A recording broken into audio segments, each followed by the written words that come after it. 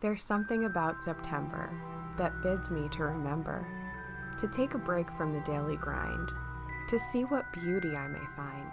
Now's the time to pause and breathe, to gaze upon the changing leaves. I see my first red leaf today. Tomorrow it will fade away. The autumn season doesn't last. It's here today, then gone so fast. The squirrels collecting nuts and seeds to stash away for winter needs. Chestnut, walnut, pine cone, acorn, pumpkin, apple, barley, sweet corn. The harvest time means gratitude, to have a thankful attitude. Merry meet and gather friends to celebrate as summer ends. The autumn equinox is near, a magical time on the wheel of the year.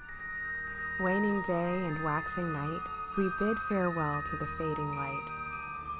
A time of balance and calibration, a time of feast and celebration. We gather together now to say we're thankful on this autumn day. Deck the halls with ears of corn, let new traditions now be born. Go pumpkin picking in the fields, rejoice in what the harvest yields. Pluck an apple from the bough, be present in the here and now. It's time to turn our gaze inside. Such intuition the fall provides. And as the days begin to cool, the time has come for back to school. A teacher now, yet forever a student. Life's a classroom, and learning is prudent. September plays a sacred song for those who care to hum along. The sun, our father, and the earth, our mother, are forever waltzing with one another. In the forest by the stream, reflections of the colors gleam. Tiptoe upon the forest floor and see what nature has in store. It's nature's time of slowing down as leaves are drifting to the ground. So slow it down, take a breath, remember life shall follow death. The leaves now falling on the earth become spring soil for seeds to birth. And so it is with everything, for life's a cycle, a circle, a ring. We reap what we sow and sow what we reap. The seeds which we plant are the crops we will keep. So walk your path upon this earth. Be grateful for your home and hearth. Merry part we'll meet as friends when the wheel of the year has turned again. Greetings, magical mavens, and welcome to this autumn equinox edition of our seasonal bucket list. So if you're new around here on this channel, I like to look at the wheel of the year not as 8 individual holidays that you have to celebrate on specific days of the year, but instead I just like to look at it as splitting up the year into 8 seasons that each last 6 weeks long. This liberates us from the concept that we have to try and cram all of our magical stuff into like one day or one weekend or 1 week that's closest to the Sabbath, and it gives us permission to make the entire season feel magical by incorporating the mindfulness themes of each Sabbath into our everyday lives for that season. The autumn equinox, aka Maban to some pagans, is also known as the first harvest on the wheel of the year, and in the northern hemisphere it's celebrated around September 21st. The word equinox means equal night, referring to the way there are 12 hours of daylight and 12 hours of darkness on both the autumn and spring equinoxes. At the autumn equinox, the long days are ending to make way for the darker, colder half of the year. On the autumn equinox, the hours of daylight and the hours of darkness are equal, about 12 hours of each. But after that day, the scale starts to tip and the days actually become shorter than the nights. So of course, since this is the Writing Witch channel, tip number 1 is always to just do your seasonal journaling. For each of the 8 seasons, I have 3 different journal prompts that I like to do that take the themes of that season and help me to incorporate them into my everyday life in a way that actually helps me to step into the next level version of myself.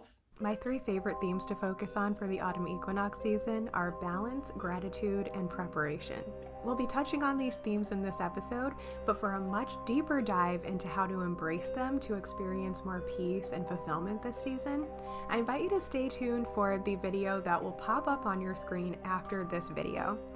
In that episode of the Writing Witch podcast, I'm not only sharing with you my 3 favorite journal prompts for the season, but I'm also responding to the prompts myself in video diary format so that you can see real-life examples of how working with these themes can help you to navigate the seasons of life. The next tip is to do a wardrobe changeout. As you might have noticed in my summer and spring videos, I wore a lot of pastel colors, and this autumn equinox time is when I actually put all of those clothes away in the basement and bring out my fall/winter wardrobe, which is when I kind of go back to my goth roots a little bit. My rising sign is Gemini, and in a way, I do kind of have split personalities.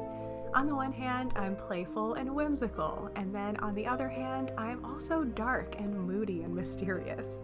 I like to embrace and play with this theme by dressing seasonally. So here's how I kind of discovered this fun little ritual that I do every year now. Ever since an early age, I've always kind of had a distinct sense of style, and I've always been attracted to a similar array of clothes and accessories. But what I noticed over many years of what I thought was my style switching up dramatically, off and on, was that actually I cycle through the same few looks. And once I started my witchy journey in my early 20s and began paying attention to how my energy responds to the changing of the seasons, I realized that my style is actually cyclical. I noticed that I tended to go to a goth or dark academia style in the fall, light academia in the winter, and then sort of cottage or fairycore whimsical style in the spring. And then I would shift to a sort of boho chic or sort of grunge boho look in the summer. So a few years ago, when I did a massive overhaul of my wardrobe with the intention of entering my 30s with a more sophisticated aesthetic, I gave away most of my more grunge goth and grunge boho things in favor of cleaner and neater looking versions of those vibes. So my overall look is a lot more cohesive now from season to season. So rather than going through these seemingly dramatic style changes each season, now I've come up with a more color coding system. I own a lot more clothing items than when I was younger as well, so I've discovered that it's both more practical as well as more fun to actually put my dark colored clothing away in boxes for the spring-summer season in favor of keeping whites and pastels readily on hand. And then I switch it out again for the fall. So since the spring and the fall equinox are moments of balance between darkness and light as they're shifting, it makes sense to also embrace that shifting from dark to light and back again in my wardrobe. It's a fun way to symbolically step into the next season version of myself, while also just offering an opportunity to clean and organize and make way for fresh new vibes for the season ahead. And that's kind of what my practice is all about. It's about looking at the magical vibes and seeing how things make me feel, and then building in practical habits and rituals that allow me to habitually embrace those energies as they shift throughout the seasons. The next tip is to make an autumn crown, kind of like the one that I'm wearing here. You could use natural materials or dried flowers, or you can just take the easy route like I did and use some fake stuff so that you can wear it again and again every year. If you guys would like to see a good tutorial of how to make these, please let me know in the comments. And or if you're not particularly crafty or you don't have time to make something like this but you would want one, also post a comment and let me know, because I would be happy to make some of these and put them up in my Etsy shop. The next tip is to embrace the home and hearth vibes, or what they call cottage witch vibes, and maybe do some kind of autumn simmer pot just to get that energy going. Autumn is my favorite time to do simmer pots, and honestly, the main reasons are practical for me more so than magical, but the result is a magical tradition that really creates a sense of nostalgia for this time of the year. It can get so hot in the summer that even just the little bit of excess heat that a simmer pot would give off is more than I would want. As an eco-conscious person and a nature witch who just loves the experience of the elements and as raw a form as possible each season, within reason of course, I tend to forego blasting the AC in favor of having the windows open and letting the fresh air blow in. So keeping the home as cool as naturally possible is something that I strive for most of the time. And when I do have to turn the AC on, I don't want to feel like I'm wasting electricity by also generating heat at the same time unnecessarily. Additionally, to be honest, I have never found a summer or spring simmer pot recipe that actually produced the desired fresh and strong scent that I would want for those times of the year. I found that since I associate with fall and winter, like cinnamon, nutmeg, vanilla, anise, allspice, etc., naturally give off strong, spicy aromas that can easily fill the house and has the potential to last for a pretty long time before having to dump the remains into the compost bucket. For whatever reason, when I try one of those spring-summer simmer pot recipes that calls for things like citrus fruit and sprigs of herbs, it never smells as fresh and strong as I would want it to, and I find that I would prefer to just put some essential oils in the diffuser instead. Maybe I'm doing something wrong. If you have like a special tip or a certain type of herb or fruit that has worked really well for you for spring and summer, do let me know because I am curious. But in the meantime, I just love having this as a sort of fall tradition. So when the days do start to get cool towards September, the idea of doing my first simmer pot in months is a cozy, inviting tradition that gets me excited for the specific time of year. I like to make a ritual out of it by programming the water with my intentions for a peaceful, comfortable, and cozy home for the fall and winter season ahead. I'm mindful of my personal correspondences for each ingredient that I'm adding, and I imagine the scented vapor filling myself and my home with good vibes. And to make this experience even extra witchy and magical, I love to do my simmer pots in some kind of enchanted cauldron. I have an ornate vintage silver saucepan that I like to use exclusively for simmer pots on the stove. I love to feel like a cottage witch cackling over her cauldron as I whip up the magical witch's brew. Another fun method I've discovered this year is the altar top cauldron method. This is where I use my spellbinding antique silver flame cauldron to create simmer pot magic even in the absence of a stovetop. Since discovering this magical hack, I've made it my mission to scour the antique shops for as many of these fun finds as possible so that I can share this magic with the customers of my home decor shop. Whenever I find one, I make sure to post it up for sale there. So if you would like one of these of your very own this fall season, I would love to invite you to join my newsletter list so you can be the first to know when I have one available. Spoiler alert, there might be one up there right now. The next tip is, of course, to decorate an altar or decorate your entire space for fall. If you've seen any of my videos, you know that decorating is one of the biggest ways that I personally like to celebrate the seasons. I like to go all out with an altar setup, an elaborate tablescape, and my Sabbath-themed Christmas tree that I update every 6 weeks. But if you're in the broom closet or you just don't have the time or desire to decorate your whole house like I do, even just doing something as simple as putting out a different wreath on the door or getting a seasonal bouquet of flowers or a candle is enough to give you the psychological trigger that the season has changed and that it's something to rejoice in and savor for the short time that this chapter of your life is here. It's a way of romanticizing your life and celebrating where you are in the journey of life. And of course, if you enjoy getting crafty, you can always make your own seasonal wreath, either with fake or dried flowers to use year after year, or you can harness some of that magic of the moment energy and actually use fresh flowers that you've either purchased or even picked yourself, and include maybe some herbs and greenery of the season to savor just for the short time while it lasts.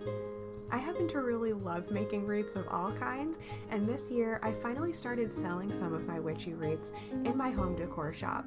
So if you're not planning to make one yourself but would like to have a circlet of foliage crafted with love from your fellow witch, I invite you to check out my selection. The wreath is an ancient pagan symbol representing continuity in nature, and I like to make mine even more magical by weaving in magical symbols.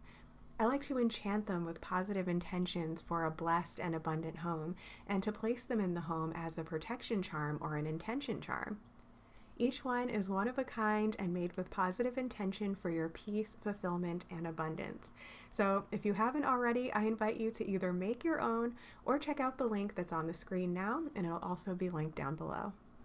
The next tip is to eat squash dishes like pumpkin pie, or also incorporating just apples. Since the next Sabbath, November's Eve / Halloween / Samhain, is often more a time of going for those heavier foods like squashes and root vegetables, apples are a really good theme to go for this time of the year. And who doesn't love an apple pie to just start getting into that autumn energy? The apple is considered to be a witchy symbol for many different reasons. The simplest and most obvious of which is just the symbolism present in the anatomy of the fruit itself. When you slice an apple horizontally, you can see the shape of a pentagram in its core, the 5 points of which represent the 5 elements: earth, air, fire, water, and spirit. If you slice it vertically, it resembles the womb of the goddess. I love learning about symbolism and mythology associated with simple everyday things like apples. So if this is something that you would like to see a video on going deeper, please leave me a comment and let me know. And while you're at it, it would mean so much to me if you could like this video, subscribe, and hit the bell button if you haven't done so already. This tells the YouTube gods that this is valuable content and should be shown to more people. The next tip is to go to a farmer's market or a place where you can pick your own apples or pumpkins, or even go wine tasting if you have vineyards in your area. This time of year presents a unique opportunity to connect with nature through seasonal eating and experiencing firsthand how our food is grown. We can celebrate the abundance of the harvest by visiting a farmer's market, a pick-your-own farm, or even harvesting from our own garden. By doing so, we can connect with our food and the land it comes from and honor the hard work of farmers and gardeners. It's one of the simplest yet most magical ways to get grounded with the earth element and to appreciate the beauty of the natural world around us. So take some time this season to explore local farms or gardens and experience the joy of harvesting your own food if possible. And speaking of food, this leads us into our next ritual, kitchen witchery. Kitchen witchcraft is the simple act of bringing mindfulness and intention into your cooking. By combining this practice with autumn themes such as gratitude and seasonal eating, we can really bring our kitchen magic to the next level. It's a perfect time to clean and redecorate our kitchen in a way that calls in the energy of our desired feelings for the season and the year ahead. The harvest season is also an invitation to try new recipes, learn more about the history and properties of foods and herbs, and to try our hand at food preservation techniques. This year, I've been learning even more about seasonal eating, traditional cooking skills, nutrition, and so much more. So some of my favorite things that I've been trying are pickling, fermenting, home brewing, water bath canning, and things like that. And I also have a really funny story about the day I purchased my canning pot. I was shopping at my local secondhand shop and I found this perfect huge black stock pot to use for my water bath canner. I also had a couple of interesting candlesticks in my cart to sell in my online shop, Hestia's Hearth Home Shop. So a random guy came up to me and asked, "Excuse me, may I ask what you use these things for?" When I told him that I was into home decor and home canning, he said, "Oh, it almost looks like you're a witch and this is your cauldron and spell supplies or something." Now, as I've mentioned in a recent blog when I did a witchy book haul, this particular store is run by a Christian company, and there have been times when my partner and I have experienced anti-pagan discrimination there when we asked if there were any witchy books, because it seems like sometimes they have them and usually they don't, and I'm guessing it's because whoever's working on certain days likes to put them out, and then if somebody else finds out later in the week, they may or may not get mad about it. I'm not sure. But in any case, at this point, I naturally tend to kind of have my guard up when I'm shopping there, just a little bit. So instead of spilling the tea when this guy asked me this question, I was just like, who knows? I could be a witch. And at that point, I did kind of sense that he was asking not out of judgment and more so out of curiosity, and I would have opened up a little bit more if he had shown more interest, but at that point, his phone rang and he excused himself. But the funniest thing about this story is that on some days, it's probably blatantly obvious that I'm a witch based on the items in my cart. But this particular time, I would have thought that it was a lot less conspicuous since all I had was an innocent stock pot and some candlesticks. But I guess I am just obviously a witch through and through, even when I'm not really trying to be. The next tip is to go on a nature walk and collect leaves, nuts, or any other beautiful little nature gifts that are around you in your local environment. You can incorporate them into your decorations, into your spell work, or you can just set them on your altar as a reminder of the magic of the season. Next, this is an amazing time of the year to embrace that sort of back to school energy and dive into some academic pursuits of some kind. This can mean signing up for a new class, creating a new morning or night routine centered around reading or studying any subjects that you're genuinely curious about, or just getting more hands-on about anything that you've been studying for the past year. For example, I'm really starting to get my hands dirty with canning and preserving, whereas earlier in the year I was more so studying and researching. As a writing witch, I love this time of year for starting a new journal or picking back up an older journal that I haven't touched in a while, where I document my magical path, take notes on magical subjects I'm learning about, or just getting bookish in general. It can simply look like carving out 15 minutes once or twice a week to sit outside with a cup of tea or a glass of wine, taking in the subtle shifts in the environment while enjoying a relaxing witchy or inspirational read. Of course, this can be any magical book, or even a blog or a magazine, or even audiobooks and YouTube channels and podcasts, but in particular, Starlight Magazine has been my absolute favorite this year.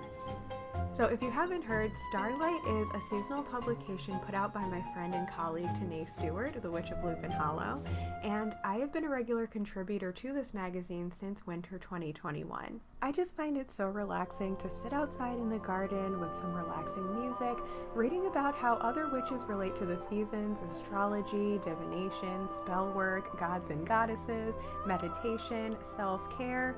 Pretty much any magical subject that you can think of is in this magazine. At the time when I'm filming this, the current fall issue is still on its way to me in the mail, so I'm showing you last year's issue on the screen now.